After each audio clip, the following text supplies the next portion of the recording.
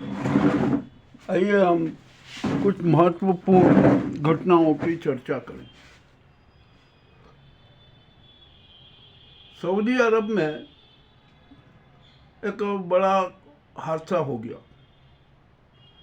भारत के 42 यात्री उम्रा करने के लिए सऊदी गए थे। वे मक्का से मदीना जा रहे थे। रास्ते में उनकी बस की टक्कर एक टैंकर से हो गई। टक्कर होने के बाद आग लगी और उसमें 42 लोगों की मौत हो गई। बस में कुल 43 लोग सवार थे, सिर्फ एक बचा, वो भी घायल स्थिति में है, उसका उपचार जारी है।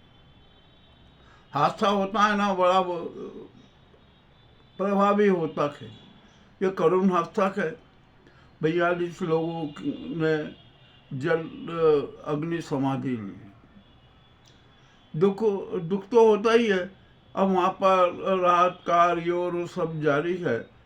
और सभी है ना हैदराबाद और तेलंगाना के निवासी थे। उसमें बच्चे भी थे, 10 या 11 बच्चे थे। ठीक है, अब ये हो गया, क्या किया जाए। जो कुदरत को मंजूर है ना, वही होता है। मौत का कोई भरोसा नहीं, वो किसी भी बहाने आ ही जाती है। ये एक वैष्णव की। अब दूसरा एक बड़ा मुद्दा आया है बांग्लादेश का। बांग्लादेश में शेख हसीना को मृत्युदंड की सजा सुना दी। जैसे ये सजा सुनाई गई, बांग्लादेश में हिंसा भड़क उठी। पूरा बांग्लादेश जल रहा है, हिंसा की चपेट में है। ढाका की स्थिति बहुत खराब है। अब मामला बड़ा गंभीर है। आखिरकार ये प्रतिशोधात्मक कार्रवाई क्यों हो रही है, ये भी एक सवाल है। और जब शेख हसीना को मृत्युदंड की सजा सुना दी गई ना, तो उसका प्रभाव भारत पर भी पड़ेगा। बांग्लादेश में क्या हो रहा है कुछ समझ में नहीं आ रहा।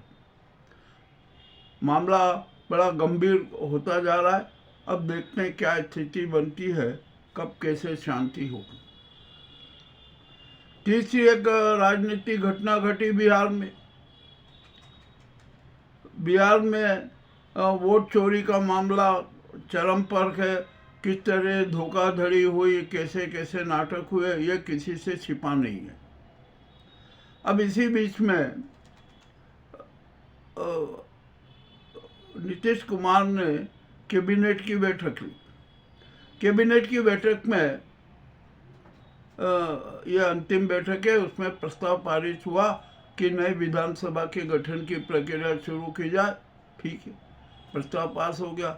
वो प्रस्ताव पास लेकर नीतीश कुमार राज्यपाल से मिलने चले गए। उन्होंने कैबिनेट के निर्णय की राज्यपाल को सूचना दे दी, किंतु त्यागपत्र नहीं दिया। और त्यागपत्र नहीं देने का भी कारण है कि यदि वो आज त्यागपत्र दे देते तो कल और 1-2 दिन में भाजपा नया नाटक करती। तो नीतीश कुमार ने कहा कि ठीक है, मैंने भंग करने का तो सुझाव दे दिया कि, और मैं नई सरकार के गठन का जैसे ही प्रस्ताव दे दूंगा, उसी के साथ साथ त्यागपत्र भी दे दूंगा। तो इस योजना से बीजेपी में खलबली मच गई। अब ठीक है, जो भी होता है ना, क्या होता है। और 20 तारीख को गांधी मैदान में शपथ विधि तय है, उसकी तैयारियां चल रही हैं। अब इसी बीच एक और नया नाटक आया। अभी तक तो यूपी में अपने बिहार में 2 डिप्टी सीएम थे, अब 3 डिप्टी सीएम बनाने की बात होगी। पासवान ने अलंगा डाल दिया कि नहीं, मेरे करे भी बहुत सीटें हैं। तो एक डिप्टी सीएम का अधिकार तो बनता है। अब इस बात को लेकर बड़ा पेच फंस गया। तो भैया हमारा तो एक सुझाव है कि जितने भी मंत्री हैं ना, सबको डिप्टी सीएम का दर्जा दे दो। सबको, हर मंत्री को कि ये deputy CM deputy CM deputy CM है, ऐसा ये कर दो। मामला बड़ा विचित्र हो गया। अब नीतीश कुमार है, उन्होंने अभी त्याग पत्र नहीं दिया है, 19 को त्याग पत्र देंगे, नई सरकार का गठन करेंगे। और नई सरकार के गठन में भी सारे बातचीत हो चुके हैं। 16-16 का फार्मूला अपना लिया गया है और डिप्टी सीएम का 2 की जगह अब 3 की क्या स्थिति बनेगी अभी कुछ कह नहीं सकते। और इसी बीच हो सकता है कि कोई राजनीतिक खेला भी हो जाए। यदि सुप्रीम कोर्ट का आदेश आ जाए कि ये चुनाव में खूब धांधलियाँ हुई है, गड़बड़ी हुई है, अतः हम इस चुनाव को रद्द करते हैं और फिर से चुनाव कराने की अनुशंसा करते हैं या निर्णय देते हैं। यदि ये निर्णय आ गया तो भी और बड़ी विचित्र स्थिति हो जाएगी। 22 तक बिहार विधानसभा का समय है और 22 के बाद देखने क्या होता है। नीतीश की शपथ हो जाती है तो संकट नहीं आएगा, और यदि नीतीश की शपथ नहीं होती है तो संकट खड़ा हो जाएगा। ऐसी स्थिति में राष्ट्रपति का हस्तक्षेप होगा और बिहार में राष्ट्रपति शासन लागू। मामला बड़ा। और अब इसी के साथ साथ बिहार में जैसे ये नई सरकार भी आएगी वहाँ पर हिंसाएं चालू हो गई। 2-3 हादसे हो गए हिंसा के, और ये जब हिंसा और बढ़ती जाएगी, ये भी ठीक है, क्या कर सकते, कुछ कह नहीं सकते। देश के हालात ही नाजुक होते जा रहे हैं तो बिहार के हालात बिगड़े तो इसमें क्या कहे। अब आइए यहाँ पर एक बहुत मज़ेदार बात आई है जो समाचार चल रहा है कि बिहार में महिलाओं को जो 10-10 हज़ार की राशि आखिरी दिन तक दी गई ना, वह वर्ल्ड बैंक से कर्ज लेकर दी गई। 14,000 करोड़ का कर्ज लेकर यह राशि बांटी गई, यानी बिहार पर 14,000 करोड़ का तो कर्ज हो ही गया। अब ठीक है, देखते हैं आगे क्या। और इसी के साथ साथ आरबीआई से 16,000 करोड़ का भी कर्ज ले लिया गया बिहार में विकास के लिए, यानी कुल हो गया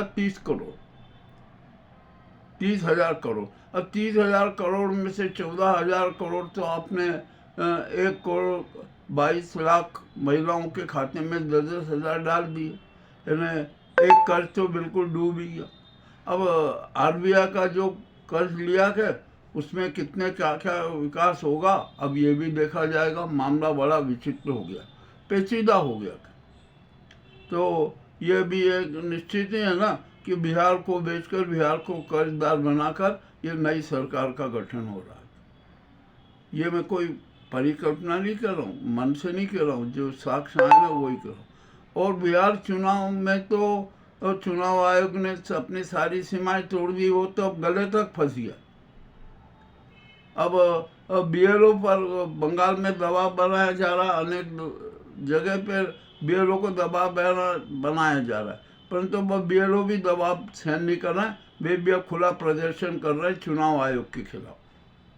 सब कुछ हर तरीके से अब ये चुनाव आयोग फंसता हुआ नजर आ रहा। अब यहाँ पर राहुल गांधी ने विभिन्न प्रदेशों के जो टॉप 12 नेता उनको दिल्ली बुलाया, वो चर्चा करेंगे। तो जो चुनाव आयोग का जो घोटाला कर रहा है ना, जो प्रजातंत्र की हत्या कर रहा है, लोकतंत्र की हत्या करना, संविधान की हत्या कर रहा है, इसके खिलाफ राष्ट्रव्यापी आंदोलन चलेगा और चलना चाहिए। हम तो कह रहे हैं कि ये आंदोलन की बजाय ये मांग कर दी जाए कि चुनाव आयुक्त ज्ञानेश कुमार को इसी वक्त गिरफ्तार किया जाए, गिरफ्तार कर रिमांड लिया जाए, रिमांड में 3rd डिग्री का प्रयोग किया जाए और उनको हेलीकॉप्टर बना दिया, वे अपने सारे पाप और अपराध स्वीकार कर देंगे। अब यहाँ पर एसआईआर पर भी बड़ा सवाल खड़ा हो रहा। बिहार के चुनाव में जहाँ जहाँ एसआईआर हुआ ना, वहाँ पर भाजपा की जीत हुई। ये भी बड़ी एक विचित्र बात है और जरा परीक्षण की बात है और चिंतन की बात है कि ऐसा क्यों हो रहा है। तो इसका मतलब ये हुआ कि जो भाजपा विरोधी वोट है ना, उनको एसआईआर के माध्यम से उनके नाम हटा दिए जाएं। भैया क्यों हटा दिए जाएं? वो तो मताधिकार संवैधानिक मौलिक अधिकार है, उसको आप कैसे हटा सकते हो? किंतु हटाए। और चुनाव आयोग फंस गया। चुनाव आयोग ने अपने 7 करोड़ 42 लाख मतदाताओं की घोषणा की थी, मतदान हो गया 7 करोड़ 45 लाख का। अरे ये 3 लाख मतदाता कैसे बढ़ गए, कैसे एडजस्ट हो गए? SIR की सूची के मान से तो 7,42,000 होना था, परंतु ऐसा नहीं हुआ। ये भी एक बहुत बड़ा कानूनी पॉइंट है, इसमें भी है। तो 3 लाख मतदाताओं के जो कारस्तानी की गई ना, वो भी कुछ सीटें गिन गिन कर फिक्स कर करके की गई कि यहाँ पर इतना करना तो इतने डाल दो, यहाँ पर इतने डाल दो। यानी 3 लाख फर्जी वोट डाले गए, इसमें भी कोई शंका नहीं है। ये तो चुनाव आयोग की रिपोर्ट के हिसाब से ये कोई मन की बात भी नहीं है। अब जो भी हो रहा है ना, तो इस देश में सीधी सच्ची बात है कि देश में लोकतंत्र की, प्रजातंत्र की क्रूर हत्या की जा रही है। SIR भी एक माध्यम है, और ये चुनाव आयोग के नेतृत्व में सारा ऐसा किया जा रहा है। अब देखते हैं जनता क्या सोचती है। अब तो सुप्रीम कोर्ट को भी कहना चाहिए, और अब सुप्रीम कोर्ट की तो क्या बात ही करना हम छोड़ दें, क्योंकि यदि SIR पर और सुप्रीम कोर्ट पहले तारीख पे तारीख न देते हुए कठोर निर्णय दे देती ना, तो ये स्थिति नहीं बनती। अब जो भी है बन गई, अब क्या किया जा सकता है। परंतु एक बात तो तय है, बिहार का चुनाव अपने आप में अवैध है, और जो भी परिणाम घोषित किए गए वो शून्य है। जनता उनको शून्य मान रही है। जनता से बड़ा न तो चुनाव आयोग है, न हमारा ये नाजी सरकार। जनता सर्वोपरि है। जनता जो चाहती है वही लागू होगा, इसके सिवा दूसरा कुछ भी लागू नहीं हो सकता। तो ये महत्वपूर्ण घटनाओं की जानकारी हमने आपको दी है। कैसी लगी हमें अवश्य बताएं। बहुत बहुत धन्यवाद।